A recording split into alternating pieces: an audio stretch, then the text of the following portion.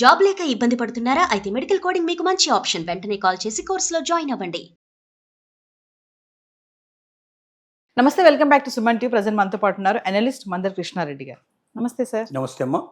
Sir, H1B visa ఫీజెస్లో వచ్చినటువంటి మార్పులతోటి అమెరికాలో ఉంటున్నటువంటి ఆ బ్యాంక్స్ ఏవైతే ఉన్నాయో మన వాళ్ళపైన, తెలుగు వారిపైన, ఇంకా చెప్పాలంటే ఐటీ సెక్టార్లో ఉన్నటువంటి వారిపైన తీవ్ర ప్రభావం చూపిస్తున్నాయి.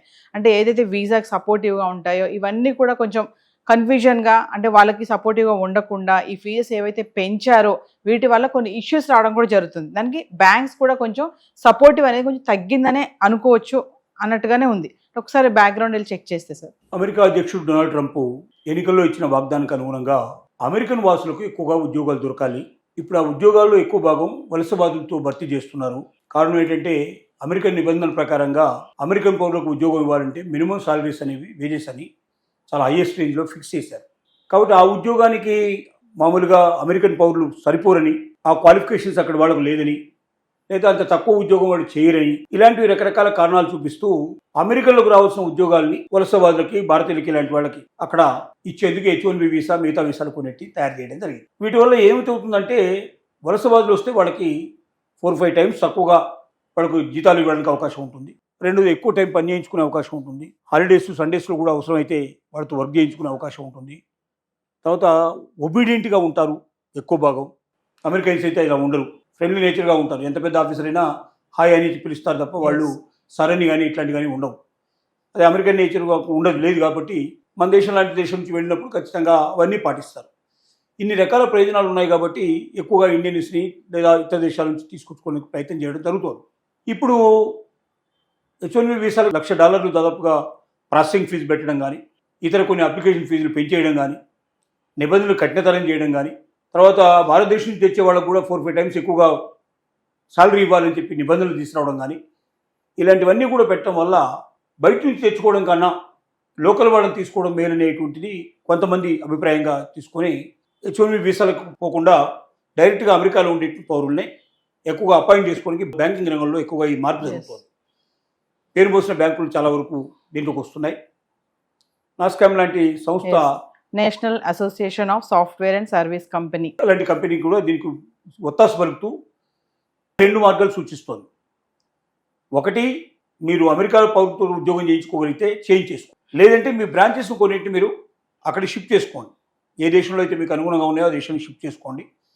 అక్కడి నుంచి మీరు అవుట్సోర్సింగ్ ద్వారా పనులు చేయించుకోండి. ఇక్కడే ఉండాల్సిన అవసరం లేదు. వాళ్ళు ఎక్కడ కూర్చున్నా కంప్యూటర్ ద్వారా వాళ్ళు చేసేసి మొత్తం అంతా ఇక్కడ పంపించేందుకు అవకాశం ఉంటుంది. కాబట్టి అంటే బ్యాక్ ఎండ్ ఒకటి ఉంటుంది, ఫ్రంట్ ఎండ్ ఉంటుంది.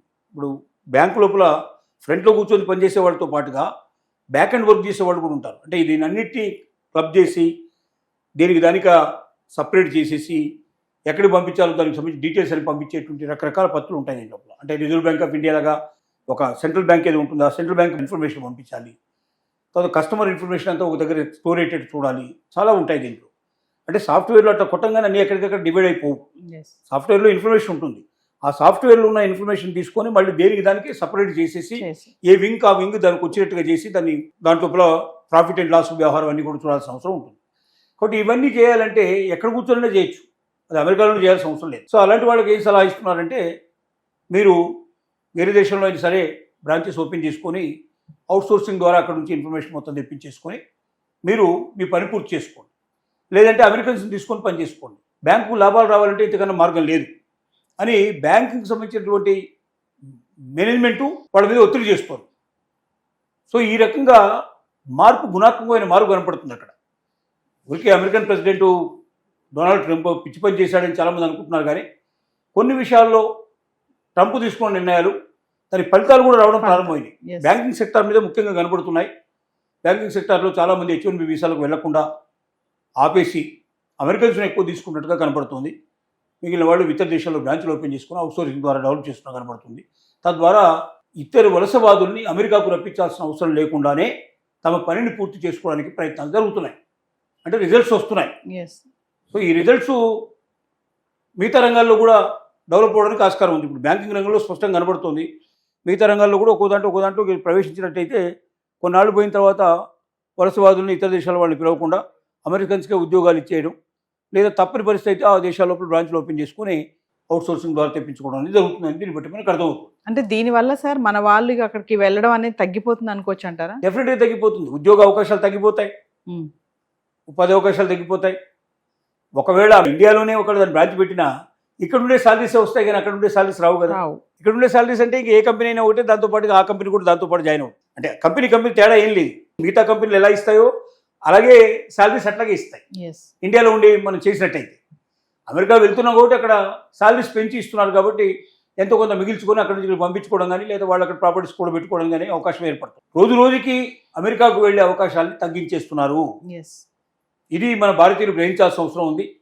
దాన్ని పట్టుకుని కూర్చొని నేను ఇంకా అమెరికాకు వెళ్ళాలని కలగనేదానికన్నా ఇండియాలో ఉన్నటువంటి అవకాశాన్ని అందిపుచ్చుకొని అంతకన్నా గొప్పగా సంపాదించుకునే అవకాశం, ఇక్కడ స్టార్టప్ కంపెనీలు ఓపెన్ చేసుకొని మనమే 10 మందికి ఉద్యోగాలు ఇచ్చే అవకాశాన్ని ప్రతి ఒక్కరు సద్వినియోగం చేసుకోవాల్సిన అవసరం ఉందని దీన్ని బట్టి మనకు అర్థమవుతుంది. అంటే సార్ ట్రంప్ ఎప్పుడైతే అధికారంలోకి వచ్చాడో ఎగ్జిక్యూటివ్ ఆర్డర్స్ పైన పెట్టిన ఫస్ట్ సైన్ ఏంటంటే ఇదే, ఇమిగ్రేషన్స్, ఇల్లీగల్ ఇమిగ్రెంట్స్ ఎవరైతే ఉన్నారో, ఎవరైతే వలసదారులు ఎవరైతే ఉన్నారో అందరినీ కూడా తిరిగి పంపించే ప్రక్రియ ఫస్ట్ మొదలు పెట్టాడు.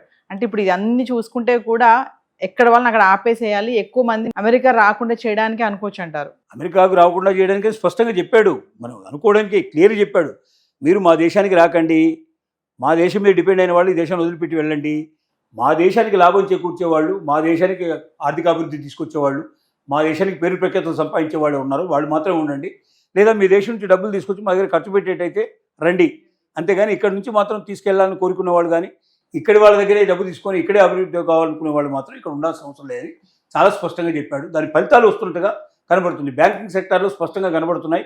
మిగతా సెక్టార్లో కూడా స్లోగా మిగతా సెక్టర్ అన్నిటికీ ఇది అంటుకునే అవకాశాలు ఉన్నాయి. Thank you.